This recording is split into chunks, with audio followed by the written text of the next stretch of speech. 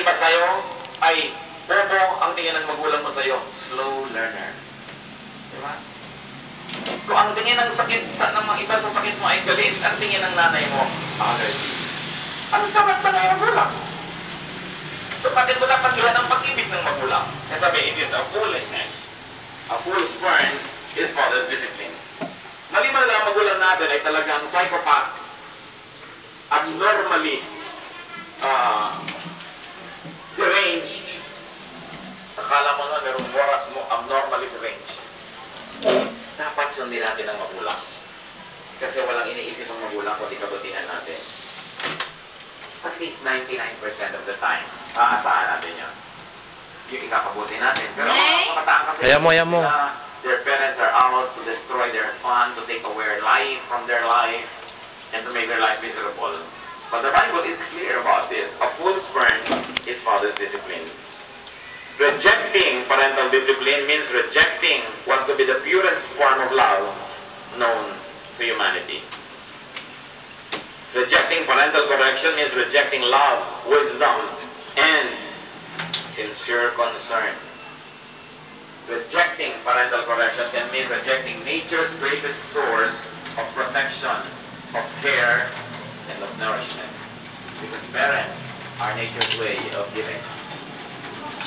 Kaya napakalaking bagay na pinakakalagahan natin ang paglutuwid ng magulang. Hindi lang ang ating biological parents.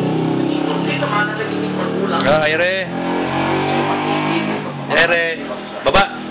Proverbs 13:6. Jaire! Baba na! Fool exposes Jaire!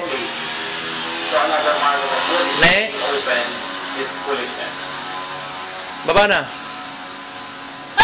Siyempre, kung ikaw ay kahit na marami ng iyong katawan, eh halos napaka-modest mo dyan. Tinatakpan mo, inaayos-ayos mo. Baba na, baba! Baba na, baba! Everyone is Baba dyan, baba! lahat ng tao. Halika na! May mga kabalatan. Baba? Lahat ng tao ay may mga kamalian. Lahat ng tao ay may mga kahinaan. Kunin mo yan. Panapanahon lang. Bilis, kunin mo But yan. only a fool would needlessly Kunin expose mo. his folly. Kunin mo yan, kunin mo yan. Bilis. And why is it foolishness to expose your folly?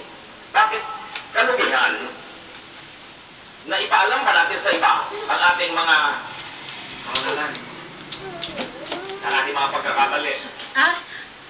Bakit po ito hindi mabuti? Because we need other people's trust. We need people's esteem. Doon si Papa naka-video doon, oh. Iyakan mo muna si Papa, bilis. Trust, esteem, Iyak mo na si respect, and Papa. help. If you're already Iyak mo na fool, you're only a fool. Ah. It will disappoint you. And behind the success of any person, great help received from others. We all need help in the beginning, and as they say, in the end. Jaire! You don't want to miss that. Jaire! You don't want to needlessly expose your foolishness. People who expose their foolishness and their folly lose all this goodwill that they need in life.